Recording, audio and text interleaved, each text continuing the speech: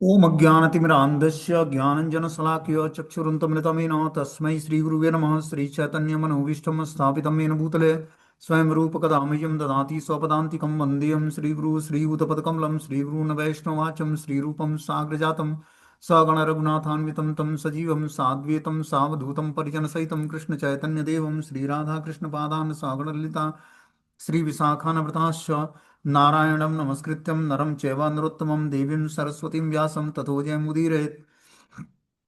सुनतां स्वकथा कृष्ण पुण्यश्रवणकीर्तनं हृदयन्तस्तु भद्राणि विधनोति सुरसतां नष्टप्रायेषु भद्रेषु नित्यं भागवतसेव्या भवति उत्तमश्लोके भक्तिर्भवति नैष्टिकी तथा रजस्तमो भावः कामलोभादयश्च चेत् एतेन निरावृतं स्थितसत्त्वे प्रसिद्धि एवं प्रसन्नमनसो भगवद्भक्तियोगता भगवतत्त्वविज्ञान मुक्तसङ्गस्य जायते विद्यन्ते हृदयं ग्रन्थि छिद्यन्ते सर्वसंशयं क्षीयन्ते चास्य कर्माणि दृष्ट्वा एवात्मनीश्वरे धर्मप्रोजितोगैटभ्यो परमो निर्मत्सराणां सतां वेद्यं वास्त्रमत्र वस्तुसूतं तापत्रय उन्मूलनं श्रीमद्भागवतं प्रमाण अमलं प्रेमोपमार्थो महान् श्री चैतन्य महाप्रभु मद्मिदं तत्रादरुणापर हे कृष्ण करुणा सिंधु दीनबंधु जगतपते गोपेश गोपिका कांत राधा कांत नमस्तु ते कांचन गौरांगे श्री राधे वृंदावनेश्वरी वृषभानुसुते देवी प्रणमामि हरिप्रिये वाञ्छाकल्पतरुवक्षा कृपा सिन्धुभ्येव च पतितानां पावनेभ्यो वैष्णवेभ्यो नमः। जय श्री कृष्ण चैतन्य प्रभु नित्यानंद श्री अद्वैत गदाधर श्रीवासादि श्री गौर भक्तवृंद हरे कृष्णा कृष्ण कृष्ण हरे हरे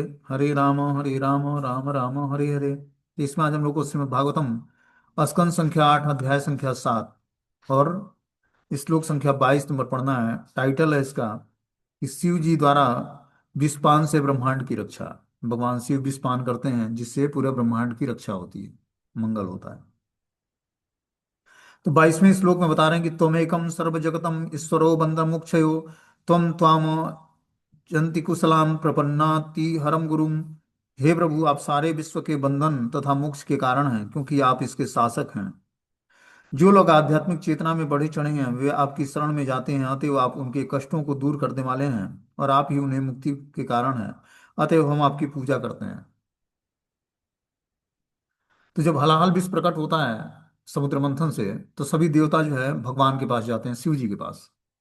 शिव जी को भी भगवान बोला जाता है। भगवान बहुत सारे हैं लेकिन परम ईश्वर तो श्री कृष्ण है। ईश्वर परम कृष्ण सच्चिदानंद विग्रह। तो परम ईश्वर भगवान श्री कृष्ण है, लेकिन ईश्वर बहुत सारे हैं जिनके अंदर भगवान की लगभग 79% क्वालिटी पाई जाती है, उनको भगवान बोलते हैं। तो भगवान शिव जो है गुड़ा अवतार हैं भगवान के। तो इसलिए यहाँ पर भगवान शब्द उनका प्रयोग किया गया है। बोलना कि आप सारे विश्व के बंधन तथा मोक्ष के कारण हैं। भगवान शिव सबको बंधन में डाल सकते हैं और मोक्ष भी दिला सकते हैं, मोक्ष दे सकते हैं, क्योंकि आप उसके शासक हैं। जो लोग आध्यात्मिक चेतना में बढ़े चढ़े हैं वो आपकी शरण में जाते हैं, अतएव आप उनके कष्टों को दूर करने वाले हैं। आप ही उन्हें मुक्ति के कारण हैं, अतएव हम आपकी पूजा करते हैं। तो भगवान मुक्ति प्रदाता हैं। शिव जी जो है मुक्ति देने वाले हैं और मंगलकारी। शिव का नाम ही होता है मंगलकारी। शिव का अर्थ होता है मंगलकारी, जो है सबके लिए मंगलकारी हैं भगवान शिव। उनके बाहरी वेशभूषे से उनकी स्थिति को कोई जान नहीं सकता है। शमशान की राख लगाए हुए, शमशान में बैठे हुए अखंड भगवान का चिंतन होता है उनका। 88,000 सालों तक एक बार समाधि में बैठते तो 88,000 सालों तक समाधि टूटती नहीं उनकी। ऐसी दिव्य अवस्था है भगवान शिव की।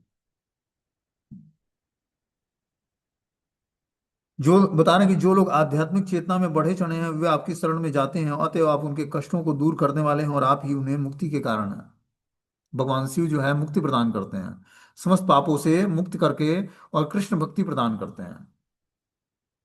इसलिए हमें उन्हें देखते ही परम वैष्णव के रूप में वांछा कल्पतरुवृक्ष कृपा सिंधुभ्येव च पतितानां पावनेभ्यो वैष्णवेभ्यो नमो नमः। जहां भी भगवान शिव का मंदिर हो वहां पर हमें तुरंत उनको प्रणाम करना चाहिए और उनसे कृपा की याचना करनी चाहिए कि आप हमें कृष्ण भक्ति प्रदान करें।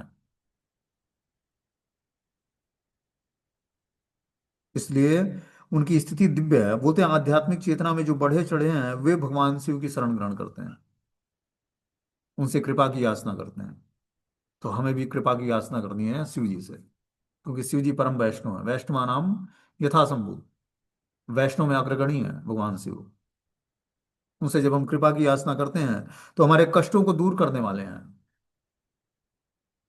और क्या करते हैं, हमें भक्ति करने के लिए फैसिलिटी प्रदान करते हैं। जो भी आपको चाहिए वो भगवान शिव प्रदान करते हैं।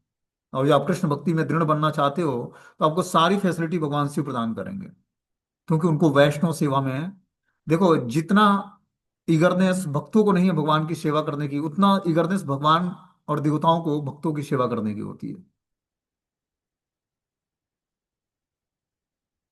समझ रहे बात को?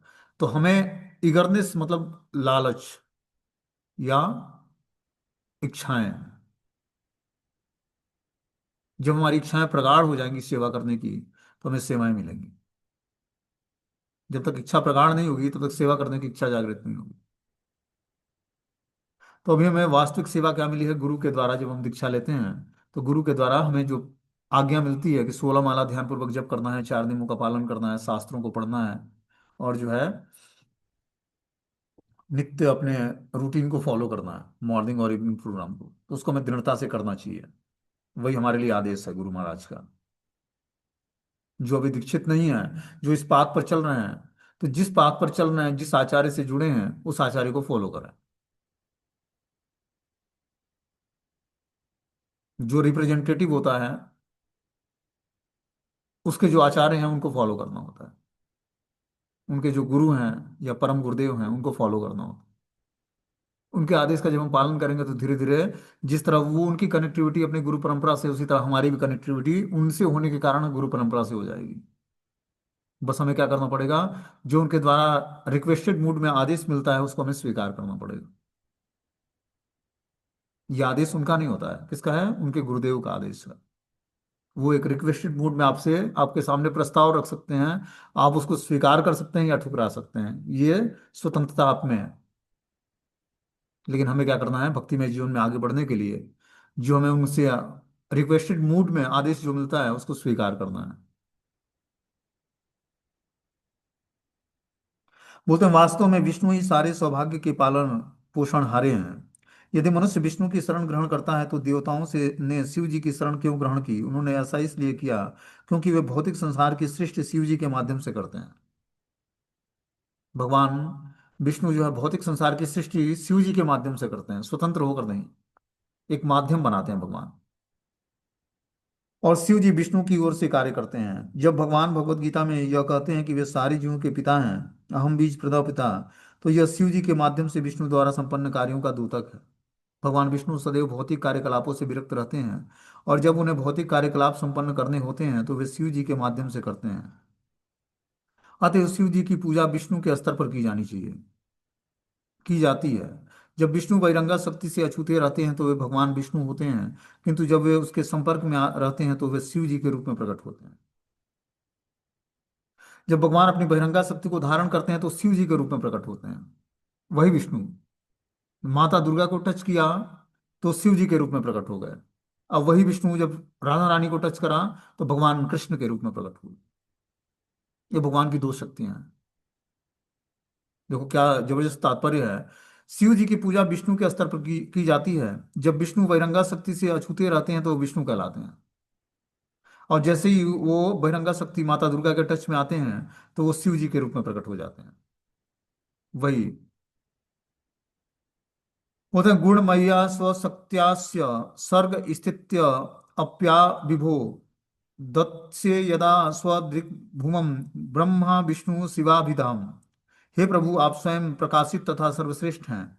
आप अपनी निजी शक्ति से इस भौतिक जगत का सृजन करते हैं, और जब आप सृष्टि पालन और संहार का कार्य करते हैं तो ब्रह्मा विष्णु और महेश्वर के नाम आप अपना कर लेते हैं। वो तो है कि आप स्वयं प्रकाशित तथा सर्वश्रेष्ठ हैं। आप अपनी निजी शक्ति से इस भौतिक जगत का सृजन करते हैं।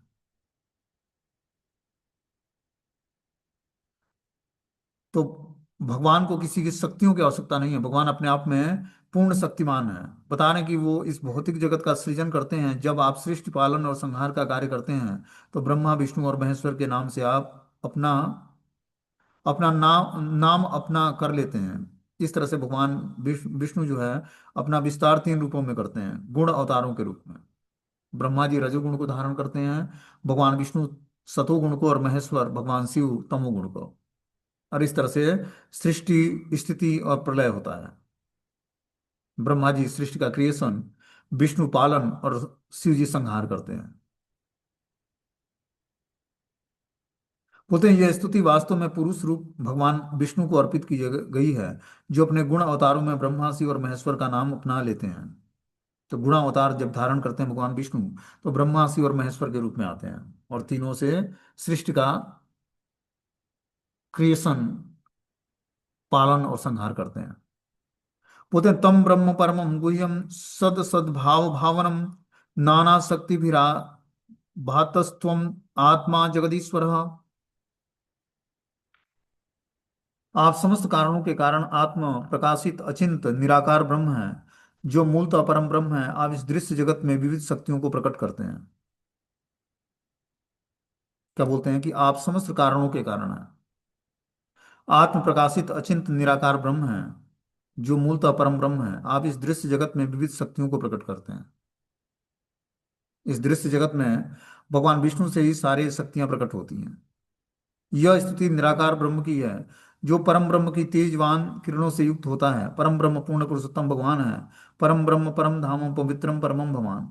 जब शिव जी की पूजा परम ब्रह्म के रूप में की जाती है, तो भगवान विष्णु के लिए होती है। और जो कोई शिव जी को परम ब्रह्म के रूप में पूजा देता है, पूजा करता है, तो भी अल्टीमेटली भगवान विष्णु की ही पूजा करता है। क्योंकि जो भी यज्ञ दान और तपस्या हम करते हैं, वो अल्टीमेटली भगवान को ही समर्पित होता है। देवी देवता को स्वीकार नहीं करते भगवान के बिना, वो भगवान का प्रसाद स्वीकार करते हैं। जैसे हम देखते हैं जगन्नाथ मंदिर में, जो भगवान जगन्नाथ जी को भोग लगता है, फिर वो महाप्रसाद बन जाता है, तब बिमला देवी को भोग लगता है। और बिमला देवी को भोग लगने के बाद फिर वो मार्केट में आता है, तब सारे भक्त लोग प्रसाद लेते हैं उससे। यहाँ तक कि हम राधा कृष्ण को भोग लगाते हैं, तो भोग राधा रानी नहीं खाती, कृष्ण भोग स्वीकार करते हैं, और फिर उनका जूठन राधा रानी स्वीकार करती हैं। तो हम लोग भोग किसको लगाते हैं? भगवान को, मतलब गुरु परंपरा के माध्यम से कृष्ण को भोग लगता है। राधा रानी भोग स्वीकार नहीं करती, राधा रानी तो महाप्रसाद लेती है भगवान का।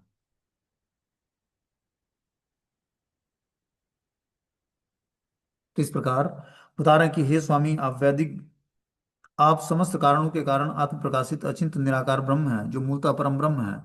आप इस दृश्य जगत में विविध शक्तियों को प्रकट करते हैं। यह स्तुति निराकार ब्रह्म की है, जो परम ब्रह्म की तेजवान किरणों से युक्त है। परम ब्रह्म पूर्ण पुरुषोत्तम भगवान है।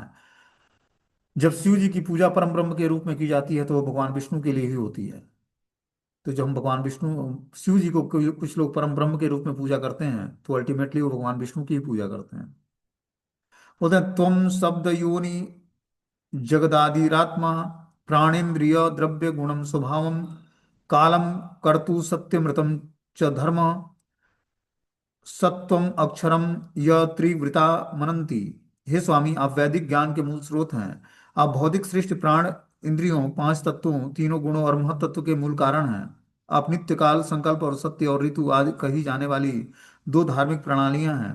आप तीन अक्षरों ओ, उ तथा म वाले ओम शब्द के आश्रय हैं।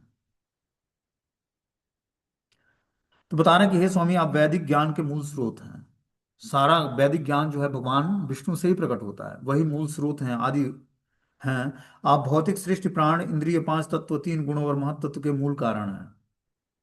उन्हीं से सारी चीजें हैं, भौतिक सृष्टि प्राण इंद्रियां पांच तत्व तीनों गुण और महतत्व सारे कुछ उन्हीं से प्रकटित होते हैं। वो नित्य काल, संकल्प और सत्य और ऋतु कही जाने वाली दो धार्मिक प्रणालियां हैं। आप तीन अक्षरों अ उ म वाले ओम शब्द से आश्रय हैं। तो ओमकार शब्द जो है, ओम शब्द जो है, वो भगवान विष्णु की ही पूजा के लिए है। बोलते हैं अग्नि मुखम ते अखिल देवतात्मा क्षिति विदुलोक भवाग्य घृपंकम पंकजम कालम गति ते अखिल देवतात्मनः दिस्वस्य कर्णो रसनम जलेशम। हे समस्त लोकों के पिता, विद्वान लोग जानते हैं कि अग्नि आपका मुख है, पृथ्वी आपके चरण कमल हैं, आप निखिल देव रूप हैं, नित्य काल आपकी गति है, सारी दिशाएं आपके कान हैं, और जल का स्वामी वरुण आपकी जीवा है।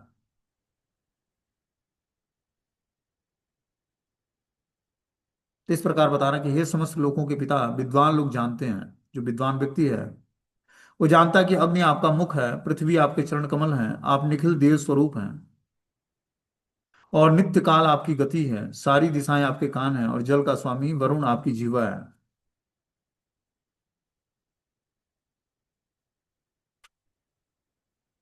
तो इस प्रकार प्रजापतियों ने जो है ये क्या किया, स्तुति किया भगवान शिव से।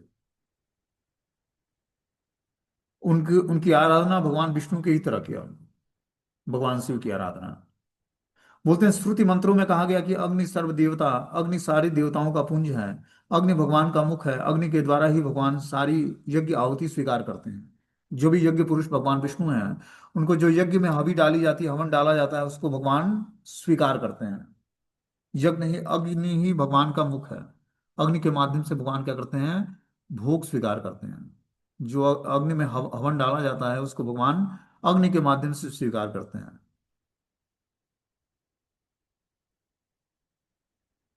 आगे बोलते हैं नाभि नभस्तम श्वसनम नभ्य स्वानम सूर्यश्च चक्षुषी जलम स्मरितम परावरत्य परावरात्म श्रयणम त्वमात्मा सोमो मनोध्यो भगवान वसी रस्ते। हे प्रभु, आकाश आपकी नाभि, वायु आपकी श्वास क्रिया, सूर्य आपके आंख हैं तथा जल आपका वीर है। आप समस्त प्रकार के उच्च तथा निम्न जीवों के आश्रय हैं। चंद्रदेव आपका मन है, उच्च लोक मंडल आपका सिर है। इस तरह से बता रहे हैं कि हे प्रभु, आकाश आपकी नाभि है, वायु आपके श्वास क्रिया है, सूर्य आपकी आंखें हैं, जल आपका वीर है। आप समस्त प्रकार के उच्च तथा निम्न जीवों के आश्रय स्थल हैं। चंद्रदेव आपका मन है, उच्च लोक मंडल आपका सिर है। कुक्षि समुद्रा गिरियो अस्थितम संगम रोमाणि सर्वोपधि विरुद्धतस्ते छंदासि साक्षात् त्व सप्त धावत धातवः अस्त्रयी आत्मया म हृदय सर्वधर्म। हे प्रभु, आप साक्षात तीनों वेद, साधु सातों समुद्र आपके उदर हैं, और पर्वत आपकी हड्डियां हैं। सारी औषधियां, लताएं और वनस्पतियां आपके शरीर के रोए हैं। गायत्री जैसे वैदिक मंत्र आपके शरीर के 7 कोष हैं, और वैदिक धर्म पद्धति आपका हृदय है। तो इस तरह से प्रजापतियों ने भगवान का सुंदर श्लोकों से स्तुति पाठ किया, उनके सामने उनका गुणगान किया। अगले गुणगान में बोलते हैं कि मुखानि पंचोपनिषदम स तवेशम ये स्त्रिय स द्रष्टो तर मंत्र वर्गम यच्चित्वा व्याख्या परमात्म तत्वम देवम स्वयं ज्योति र व स्थितिस्ते।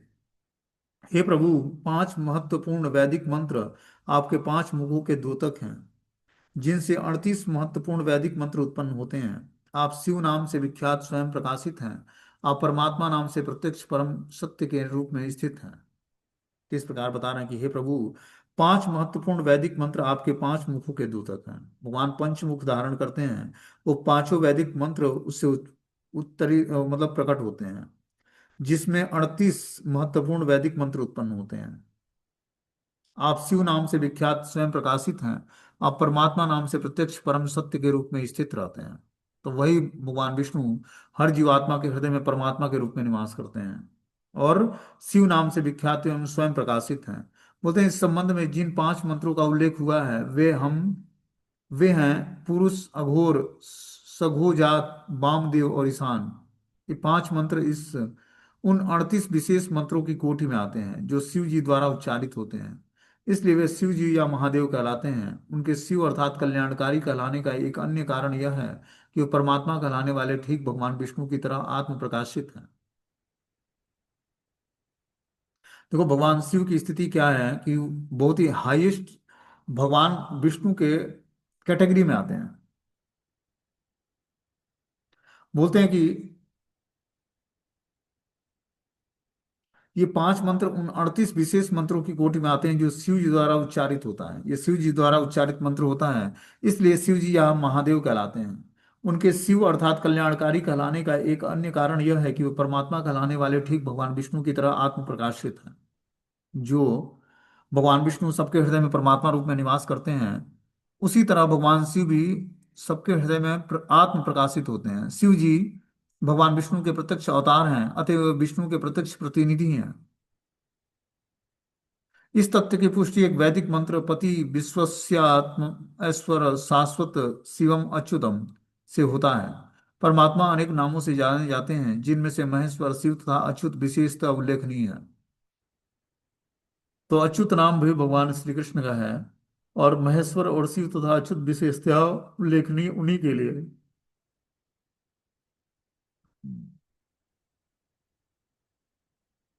आगे बता रहे हैं कि छायात्व धर्मो मिसु ए विसर्गो नेत्रत्रयम सत्व रजस्तमासी व्याख्या मनः शास्त्रकृतम तवक्षाम छंदोमयम देव ऋषि पुराणम। हे भगवान, आपकी छाया अधर्म में दिखती है, जिससे नाना प्रकार की अधार्मिक सृष्टियां उत्पन्न होती हैं। प्रकृति के तीन गुणों सतो रजो और तमो आपके तीन नेत्र हैं। छंदों से युक्त सारे वैदिक ग्रंथ आपके आपसे उद्भूत हैं, क्योंकि उनके संग्रहकर्ताओं ने आपकी कृपा दृष्टि प्राप्त करके ही उन शास्त्रों को लिखा है। क्या बता रहे हैं कि जो है, हे भगवान, आपकी छाया अधर्म में दिखती है, जिससे नाना प्रकार की अधार्मिक सृष्टियां उत्पन्न होती हैं। इस भौतिक संसार में जो भी सृष्टि के अंतर्गत हम देखते हैं, वो भगवान की कुछ धार्मिक और कुछ अधार्मिक प्रवृत्तियां हैं, सृष्टियां हैं। भगवान से स्वतंत्र कुछ भी नहीं है। ऐसा नहीं कि असुर हैं तो भगवान से अलग है, वो भी भगवान की शक्तियां हैं, आसुरी शक्तियां हैं। अब जय विजय असुर बन के आए तो ऐसा नहीं कि भगवान के पार्षद थे, वो भी भगवान के नित्य सिद्ध पार्षद है। उनको असुर का रोल प्ले करना पड़ा। एक तरफ प्रहलाद महाराज भगवान के भक्त कहलाए, और दूसरी तरफ हिरण्यकश्यपु था, वो भी भगवान का भक्त था, लेकिन असुर के रूप में आया था। तो कोई भी जीवात्मा, चाहे वो सुर हो या असुर, भगवान से स्वतंत्र नहीं है। बोलते हैं छंदों से युक्त सारे वैदिक ग्रंथ आपसे उद्भूत हैं, क्योंकि उनके संग्रहकर्ताओं ने आपकी कृपा दृष्टि प्राप्त करके ही उन शास्त्रों को लिखा है। आगे बता रहे हैं, न ते गिरित्रा अखिल लोकपालम विरिच्य वैकुंठ सुरेंद्र गम्यम ज्योति परम यत्र रजस्तमश्च सत्वम न यद ब्रह्म निरस्त भेदम।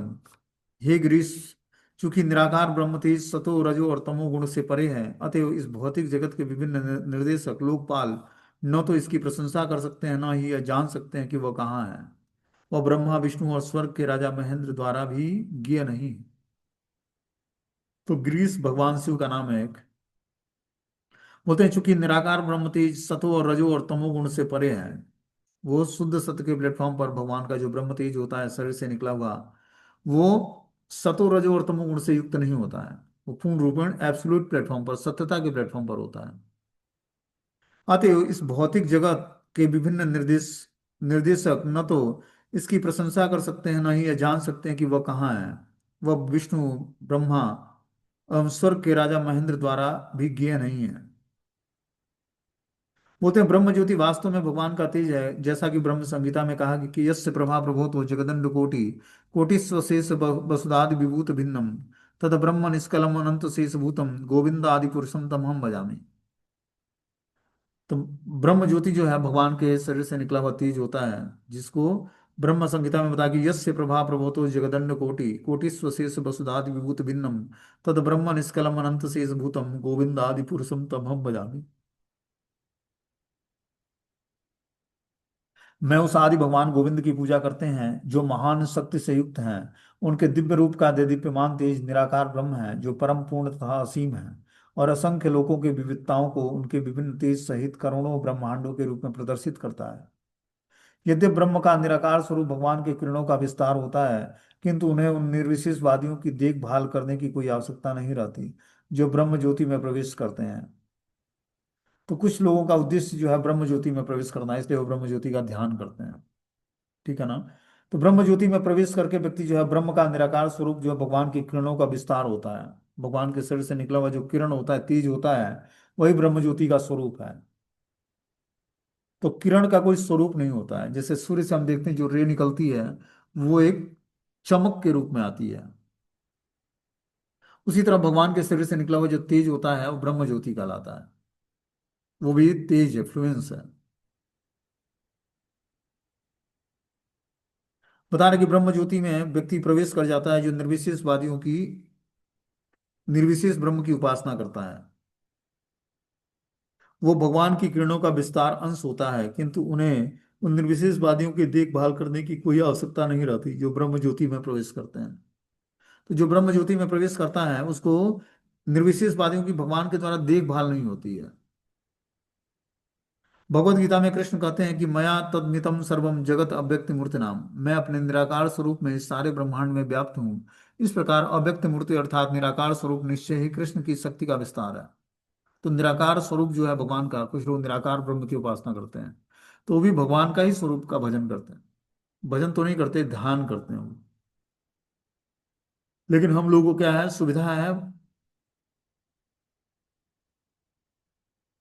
भगवान की उपासना करने का। बोलते हैं इस श्लोक में उल्लिखित मंत्र मुखादि पंचोपनिषद दस्तवेशम कहलाता है। मायावादी लोग शिव जी की पूजा करते समय इन सभी मंत्रों को गंभीरता पूर्वक ग्रहण करते हैं। ये मंत्र इस प्रकार है। तो इसमें 38 तरह के मंत्र बताए गए हैं जिससे भगवान शिव की पूजा होती है। जो मायावादी लोग होते हैं शिव की पूजा करते समय इन सभी मंत्रों को गंभीरता पूर्वक ग्रहण करते हैं। निराकार ब्रह्म भौतिक सृष्टि के अन्य लोकपालों तक को अज्ञात है, जिनमें ब्रह्म, इंद्र तथा विष्णु भी सम्मिलित हैं। किंतु इसका अर्थ यह नहीं है कि विष्णु सर्वज्ञ नहीं है। भगवान विष्णु सर्वज्ञ हैं, किंतु उन्हें यह जानने की आवश्यकता नहीं रहती कि उनके सर्वव्यापी अंश में क्या हो रहा है। अतएव भगवत गीता में भगवान कहते हैं कि अतएव प्रत्येक वस्तु उनका अंश है, किंतु उन्हें प्रत्येक वस्तु की निगरानी नहीं करनी होती है, क्योंकि ब्रह्मा, शिव और इंद्र जैसे अनेक लोकपाल विद्यमान हैं। तो भगवान के द्वारा ही सारी सृष्टि का निर्माण होता है। लेकिन जो है भगवान को कुछ करना नहीं होता है, किसी का टेक केयर नहीं करना होता है, वो उनकी शक्तियां करती हैं। जो ब्रह्मा, विष्णु और लोग शिव जी हैं, वो क्या करते हैं, सारे भगवान विष्णु की जितनी भी शक्तियां हैं उसकी निगरानी करते हैं।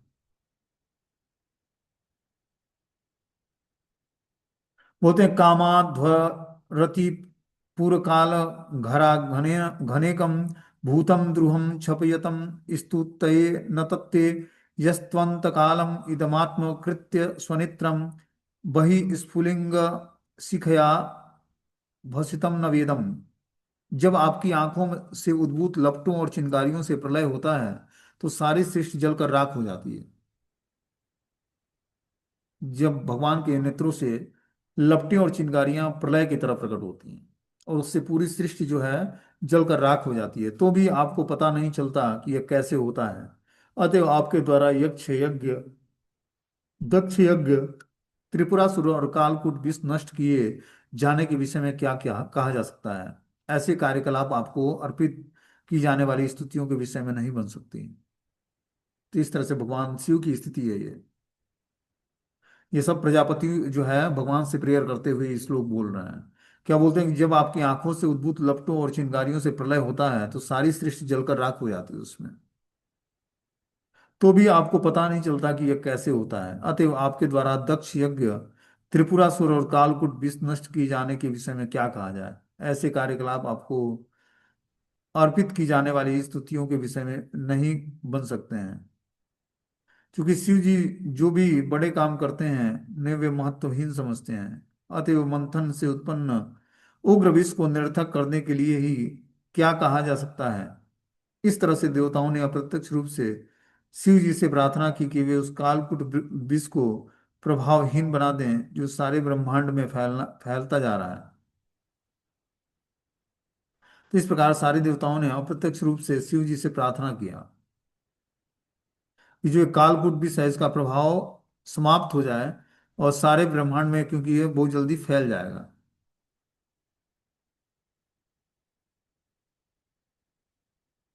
आगे इसमें बता रहे कि ये त्वाम राम गुरु भी हृदय चिंतताग्रि द्वंद्वम चरन्तु मुमया तपसा वितप्तम कथ्यंत उग्र पुरुषम निरतम सम शमशाने त्वं नून मोति मन विदस्त्व हाथ लज्जा। भगवान विश्व सारे विश्व को उपदेश देने के बाद आत्मतुष्ट अपने हृदय में आपके चरण कमलों का निरंतर चिंतन करते हैं। किंतु जब आपकी तपस्या को न जानने वाला व्यक्ति आपके आपको उमा के साथ विचरते देखते हैं तो वे आपको भ्रमवश कामी समझते हैं। अतएव जब वे आपको शमशान में घूमते हुए देखते हैं तो भ्रमवश वे आपको अत्यंत निसृष्य और ईर्ष्यालु समझते हैं। निसंदेह वे निर्लज्ज हैं, वे आपके कार्यकलापों को कम ही नहीं समझ पाएंगे। यहाँ पर श्रीमद् भागवतम ने श्लोक दिया है, 33वां श्लोक 7वें अध्याय का। कि सारे विश्व को उपदेश देने वाले महान आत्मतुष्ट व्यक्ति अपने हृदय में आपके चरण कमलों का निरंतर चिंतन करते हैं। जो भगवान शिव हैं वो आत्मतुष्ट हैं, मतलब अपने आप में ही संतुष्ट हैं, और उनके हृदय में भगवान के चरण कमलों का निरंतर चिंतन चलता रहता है। किंतु जब आपकी तपस्या को न जानने वाला व्यक्ति आपको रमा के साथ विचरण करते देखता है तो आपको ब्रह्मवश कामी समझता है, अथवा जब वे आपको शमशान में घूमते हुए देखते हैं तो ब्रह्मवश वे आपके अत्यंत नृशिष्य और ईर्ष्यालु समझते हैं। निसंदेह वे निर्लज हैं, आपके चरण कमलों, आपके कार्यकलापों को कभी भी नहीं समझ पाते हैं। इस प्रकार बता रहे हैं कि जो है, जो सारे विश्व को उपदेश देने वाले महान आत्मतुष्ट व्यक्ति हैं भगवान शिव, उनके बता रहे हैं कि आत्मतुष्ट व्यक्ति के हृदय में आपके चरण कमलों का निरंतर चिंतन करते रहें। किंतु जब आपकी तपस्या को न जानने वाला व्यक्ति आपको उमा के साथ विचरण करते देखता है तो वे आपको ब्रह्मवश कामी समझने लगता है, अथवा जब वे आपको शमशान में घूमते हुए देखते हैं तो ब्रह्मवश वे आपकी अत्यंत निस्संशय और ईर्ष्यालु समझते हैं। निसंदेह वे लज्जित हैं और आपके कार्यकलापों से कभी प्रभावित नहीं हो सकते। तो यहाँ बता रहे हैं कि जो है शिव जी की स्थिति, कि सारे विश्व को उपदेश देने वाले महान आत्मतुष्ट व्यक्ति अपने हृदय में भगवान के चरण कमलों का निरंतर चिंतन करते रहते हैं। जो भगवान शिव हैं वो आत्मतुष्ट हैं, उनको किसी से कुछ नहीं चाहिए। वो हृदय में भगवान के श्री चरणों को विराजमान करके निरंतर क्या करते हैं, चिंतन करते हैं भगवान के चरण कमलों का। किंतु जब आप आपकी तपस्याओं को न जानने वाला व्यक्ति आपको उमा के साथ विचरते देखता है।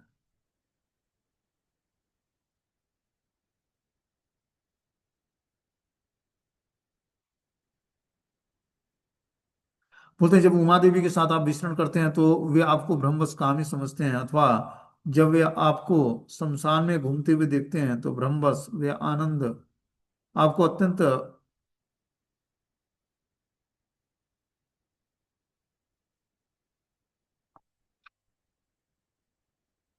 नृशंस और ईर्ष्यालु समझते हैं। निसंदेह वे लज्जित हैं, वे आपके कार्यकलापों को कभी नहीं समझ पाएंगे। तो भगवान शिव के कार्यकलापों को समझने के लिए उनके स्थान को उस उनके जैसा बनना पड़ेगा, तब हम भगवान शिव की स्थिति को समझेंगे। बहुत ही उच्च स्थिति है भगवान शिव की। सोचो जो तमोगुण को धारण कर ले उसको, उससे भक्ति कहाँ होनी है। लेकिन उसके बाद भी तामसिक वृत्तियों को धारण करके भगवान शिव तामसिक लोगों पर कृपा करने के लिए वो स्वरूप धारण करते हैं। स्वयं भगवान विष्णु शिव के रूप में तामसिक गुणों को धारण करते हैं, किस लिए? अपनी आराधना कराने के लिए, भगवान विष्णु की पूजा कराने के लिए। सारे विश्व को उपदेश देने वाला महान आत्मतुष्ट व्यक्ति अपने हृदयों में आपके चरण कमलों का निरंतर चिंतन करता रहता है। जो आत्मतुष्ट व्यक्ति है वो अपने हृदय में भगवान के श्री चरणों का हमेशा चिंतन करता रहता है। किंतु जब आपकी तपस्या को न जानने वाला व्यक्ति आपको उमा के साथ विचरण करते देखता है तो वो ब्रह्मवश कामी समझता है, अथवा जब वे आपको शमशान में घूमते हुए देखते हैं तो ब्रह्मवश वे आपके चरण कमलों आपको अत्यंत निस्सस्य और ईर्ष्यालु समझते हैं। तो निसंदेह वे लज्जित हैं, वे आपके कार्यकलापों को कभी नहीं समझ पाएंगे।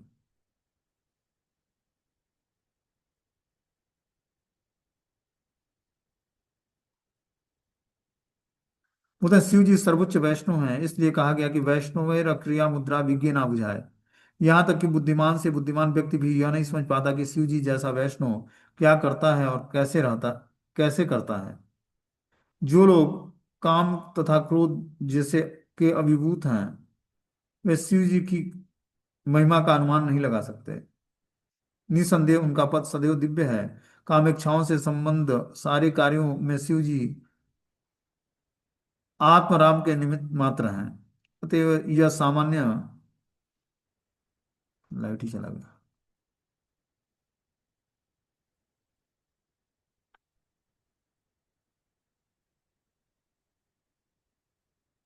बोले अतएव सामान्य व्यक्ति को शिव जी तथा उनके कार्यकलापों को समझने का यत्न नहीं करना चाहिए। जो शिव जी के कार्यकलापों की आलोचना करने वाला प्रयास करता है वो निर्लज्ज कहलाता है।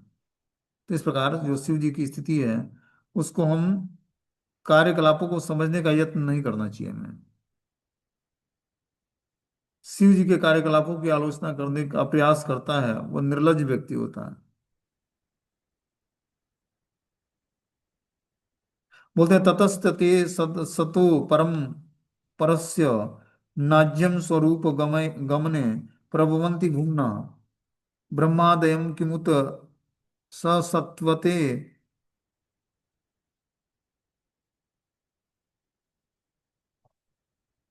वचन्तु तत्सर्ग सर्ग विषया अपि शक्ति मात्रम।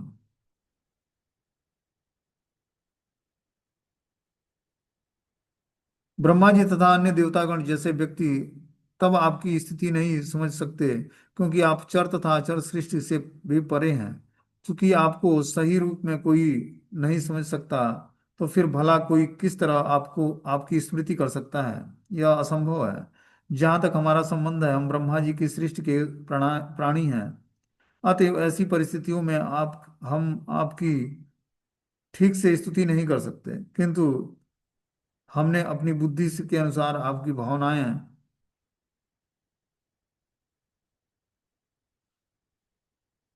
मतलब किंतु हमने आपकी बुद्धि के अनुसार आपकी भौतिक इच्छाओं को प्रदर्शित करते हैं। तो बता रहे हैं कि ब्रह्मा जी तथा अन्य देवतागण जैसे व्यक्ति भी आपकी स्थिति को नहीं समझ सकते हैं। जबकि ब्रह्मा जी की भ्रिकुटी से उत्पन्न होते हैं शिव जी, लेकिन ब्रह्मा जी भी भगवान शिव की स्थिति को समझने के लिए अनुकूल नहीं है। वे चर तथा अचर प्राणियों की सृष्टि से भी परे हैं। क्योंकि आपको सही रूप में कोई नहीं समझ सकता, तो फिर भला कोई किस तरह आपकी स्तुति कर सकता है? यह असंभव है।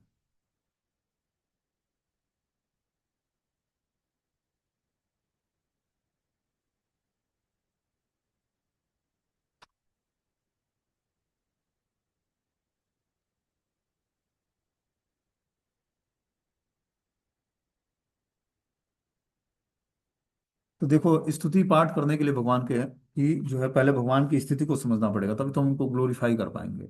यहाँ बता रहे हैं कि ब्रह्मा जी तथा अन्य देवतागण जैसे व्यक्ति तक आपकी स्थिति को नहीं समझ सकते, क्योंकि आप चर तथा अचर सृष्टि से परे हैं। क्योंकि आपको सही रूप में कोई नहीं समझ सकता, तो फिर भला कोई किस तरह आपकी स्तुति कर सकता है? यह असंभव है। जहाँ तक हमारा संबंध है, हम ब्रह्मा जी की सृष्टि के परे हैं। अतएव ऐसी परिस्थिति में हम आपकी ठीक से स्तुति नहीं कर सकते, किंतु हमने अपनी बुद्धि के अनुसार आपकी योजनाएं व्यक्त की हैं। बता रहे हैं कि जो है, ब्रह्मा जी तथा अन्य देवतागण जैसे व्यक्ति भी आपकी स्थिति को नहीं समझ सकते हैं, क्योंकि आप चर तथा अचर सृष्टि के परे हैं। क्योंकि आपको सही रूप में कोई नहीं समझ सकता, तो फिर भला कोई किस तरह आपकी स्तुति कर सकता है? यह असंभव है। जहाँ तक हमारा संबंध है, हम ब्रह्मा जी की सृष्टि के प्राणी हैं। अतएव ऐसी परिस्थिति से में हम आपकी चेतना से युक्त नहीं कर सकते हैं, किंतु हमने अपनी बुद्धि के अनुसार आपकी भावनाओं को व्यक्त किया है।